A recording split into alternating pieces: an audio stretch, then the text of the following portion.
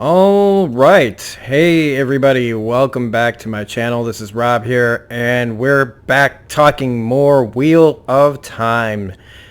Yeah, it's been a crazy week since the premiere of this show last Thursday at the same time. And I got a lot to say before we even get started on episode 4. But if you like what I'm doing here on the channel, make sure you're hitting that subscribe button if you're not a subscriber. Like if you like it, comment below what you think, and as always, hit the bell for all notifications, all that stuff. All right, so there's a lot to say about episode 4.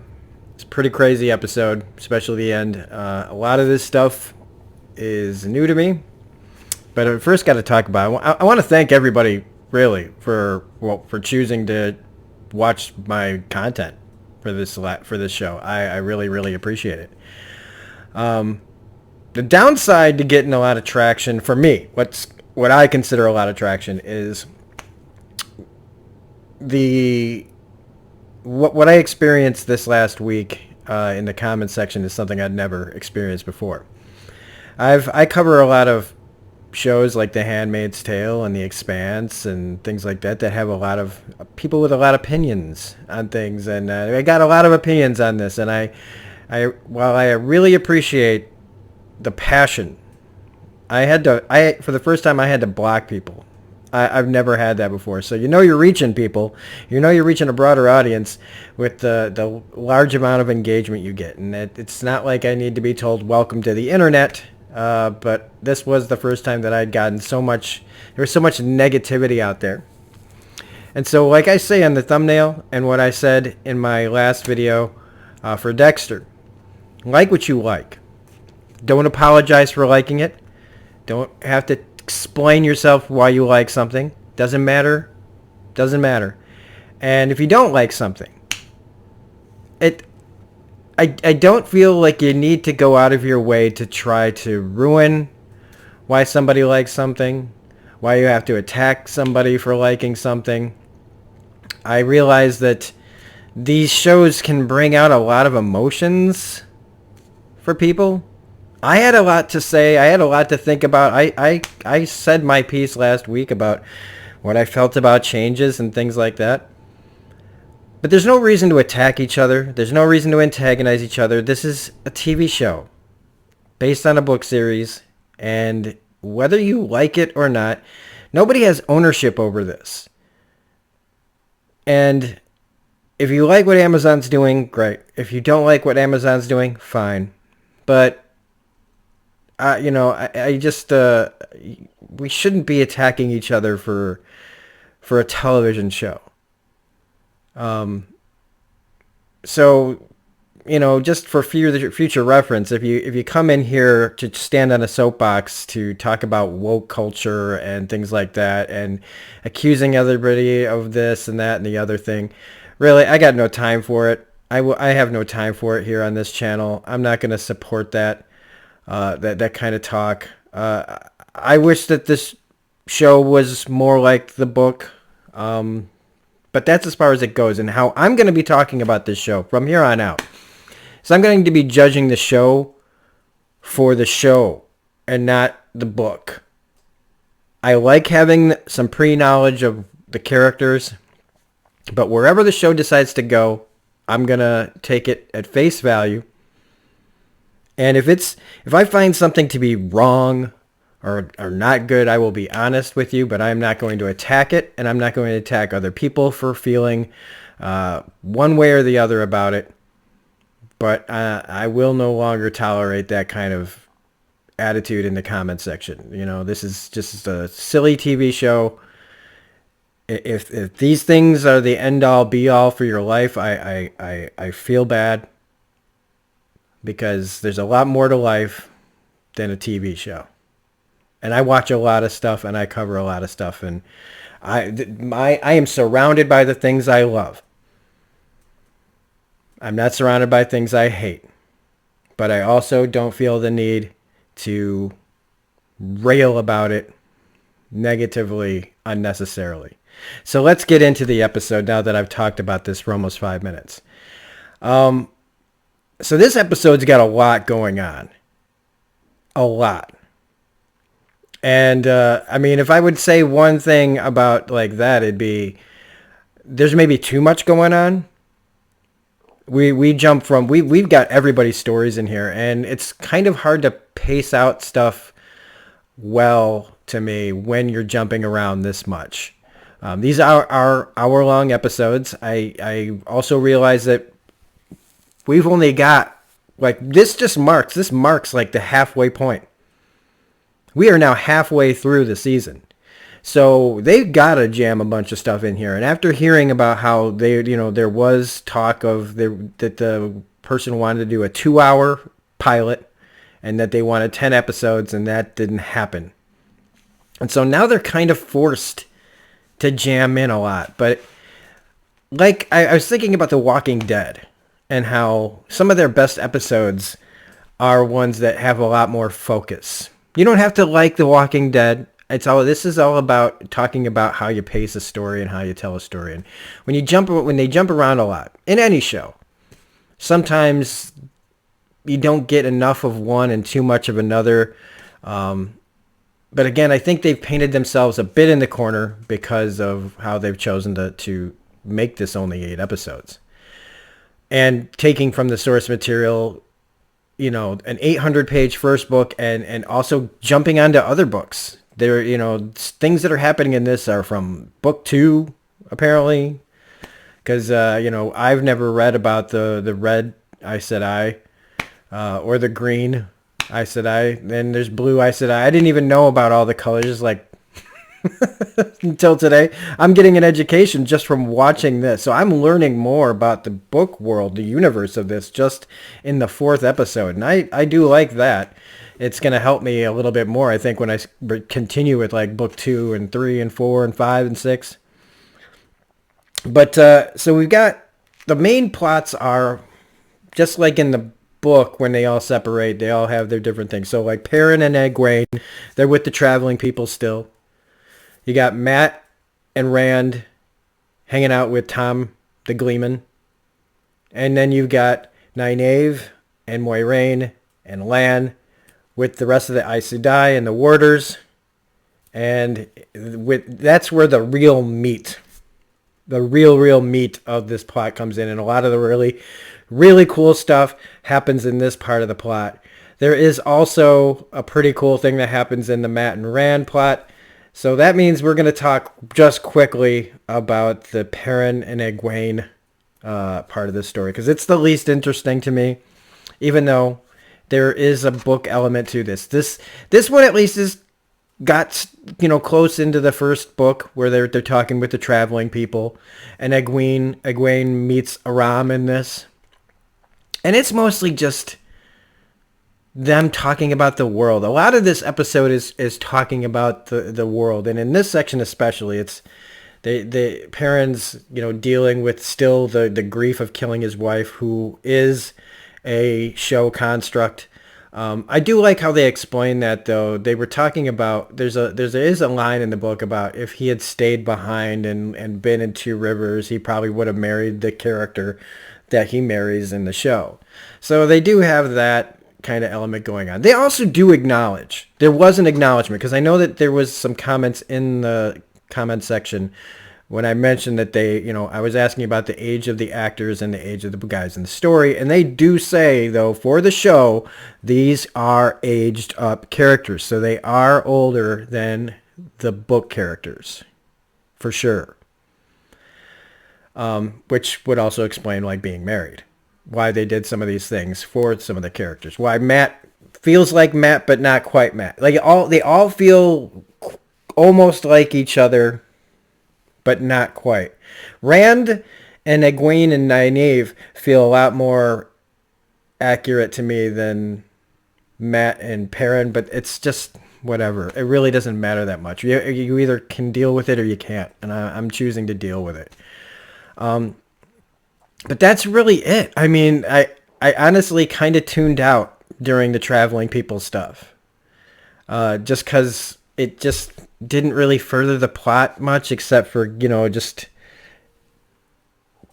introducing Aram was interesting because it was like, oh yeah, that's the guy that she danced with, and in the book would be like the love triangle, but not a love triangle. Like Rand got a little jealous later, when, oh yeah, you danced with the guy. So with Mat and Tom and Rand's part of the story, it's also pretty simple. They're on the road, they're on the run, they're trying to find their friends, and they get to a farmhouse. And again, like a lot of the elements of the book, they're traveling on the road, they have places to stay. Except what happens in this is what happens in a city and not like in a town and not in a farmhouse. We do get to see what the after effects of what the dagger is doing to Mat and how it's possessing him and making things like it's pretty awful. Like, and it's kind of tense. There is that tense moment with the little girl that was pretty interesting. But the real part that had me interesting was like, well, first you got Tom worried that Mat's off his cracker and that he's got the madness of using the one power. But that's not what's happening. What Tom doesn't realize is he's, possessed by this dagger that nobody, he doesn't know about Shadar Logath and how he's got that and everything.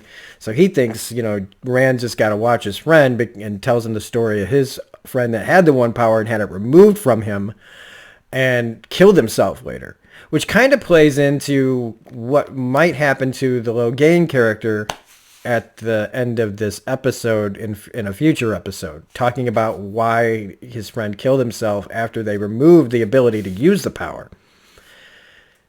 But this is when we get to the farmhouse. Rand has his dream where Egwene is attacked. They're all acting weird, and he comes out of it, and Mat is gone. And when they get to the farmhouse, inside, everybody's dead. And you assume that Mat's possession by this evil from Shadar Logath made him kill everybody.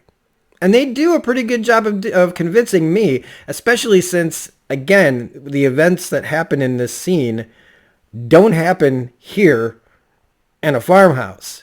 So when all of a sudden a fade is there, I was like, whoa, okay, we're just doing this now. Because it was a big, more epic feeling. I liked that it was close quarters, but it was over really, really fast. Because Tom sacrifices himself in the book and tells them to run, and we never see exactly what happens to Tom.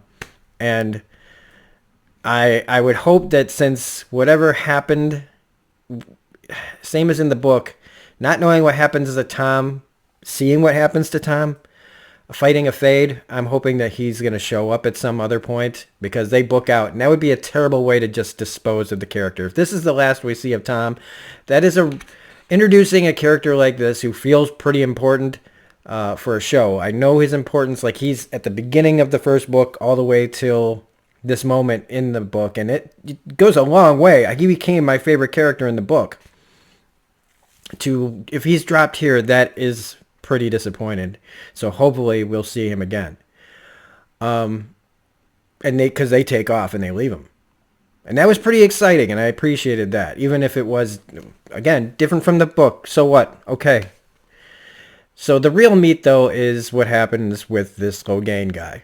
Same as the book. He's the guy who tried to take things over. He is supposedly the Dragon Reborn, and in the first book, he's been, we hear of him. We hear that this is going on. Then we know he's been captured. They show him, like they talk about him being taken to the tower, I believe he's going to, and then that's it. But here we're cutting right to the chase, and the end of that third episode when you see him already in a cage going to somewhere with the Aes Sedai that have already captured him. I'd never experienced that, so this is all new to me. As they've got him captured. But we see his backstory of him hearing the whispers of what he thinks is the voices of all the dragons past. And that makes me think about this whole world and how everybody's reborn. The wheel turns, people die, and their souls are eventually reborn over and over again. And that idea really made me go, oh God, wouldn't that be nice if that's... I would feel better about passing if I knew that I was coming back, even if I wouldn't remember who I was. But to know that I would exist again in some other form, just that's a very comforting thought. But he's taken over, he takes the king. The king of this place sides with him. And I do like what he says to the king at the beginning of this. He's like, for anyone at my side, even my enemies. He could have just killed the guy. He's getting whispers telling him to do just that. But he's convinced, at least to himself, that he's not there to just rule the world. He wants to, be better than what was. But good luck convincing anybody else of that. And if he is crazy, then you know what I mean? And I do like this kind of gray area of not really knowing where somebody's going to land on this. It's like what they say about Daenerys in Game of Thrones, right? Her lineage. Why can't I remember all of a sudden the frickin' Daenerys' last family name? But they always say you flip a coin for the madness of one of them. So they have him locked up, but it's taking a lot of effort to keep him locked up. I do like this. This is where we learn about the different groups that are within the Aes Sedai through Nynaeve, talking to different people in the camp. I noticed that Nynaeve in this is much more tempered down now. In the book, again, and I'm not comparing, I'm noticing the differences because this isn't in the first book. So in the first book, she's way more aggressive and we've already toned her down, and I think I kind of like it. I kind of like her just there to figure things out. She still wants to find everybody, but she's where she has to be. She's learning. In this way, like I said, we get the exposition of understanding more about this world and how the Aes Sedai work and the different distinctions between different groups. And also the bond between Warder and Aes Sedai and how that connection works and how it's like almost, I don't want to say, it's more like symbiosis a little bit, like they're connected to each other on a more than just a personal level of. So I liked that a lot. But when it comes down to it, it's the fight. It's when everybody shows up, right? And Logain's army's there, and we know that it's taken. He's just sitting there like not doing nothing. It's taking everything that they have to keep him locked up, and he is showing no effort that it's hurting him at all. And we kind of get this confirmation that it feels like he was just toying with them, waiting for his army to show up. Because as soon as they do, he gets up. Like he just breaks it off. Shrugs it off. Or maybe their concentration broke just enough that he could, but he really just showing about, how much power he has. But the funny thing is about his power is like what comes up in a minute, where Moiraine reminds him, if you really had this power, But I really liked the battle outside. I think that for what it was, it looked really good. I liked seeing all the different abilities. I liked seeing the wards fighting with their Aes Sedai. I liked seeing Nynaeve trying to figure out what to do in this whole thing. But after he gets up and knocks everybody away, it's really impressive watching them all keep coming back at him. But then Kirine sacrifices herself. She realizes that he's going to kill Moiraine. He's going to kill all of them. But Kirine is able to throw a block in...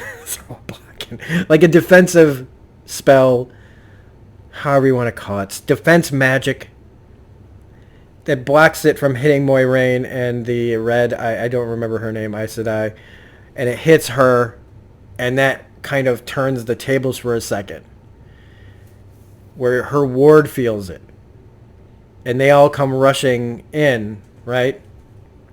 But this is right before Moiraine shows up in there. It's like if you were the Dragon Reborn, Your power is nothing. Like, you would, if you saw the power of the Dragon Reborn, you have none of it. Well, they all come rushing in. They try to put him back in the shield again. They try to hold him, but Kyrie's ward, deeply shattered by her death, attacks him. And it's a fatal mistake, a near fatal mistake for everyone in that room. Because his axes shatter, it sends blade pieces flying everywhere, hits Moiraine, who just got healed, hits Lan in the throat. He's mortally wounded. Everybody has taken a hit in this, and there's Logain. He can just walk out the door now. And that is when something happened I did not expect.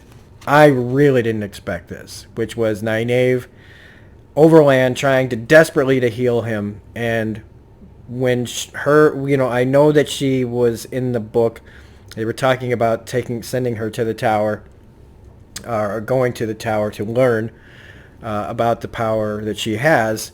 That's greater than being a wisdom. And she just full on rages out and heals like everyone in that room. So, and it's this scene behind me, and it's so powerful, and it's so just showing, like, if this guy thought he had power, what he's witnessing right here is like makes his look like nothing, and it takes him aback where he is like stunned. And it gives them a chance to get everybody up on their feet, who they're all like, what the hell just happened?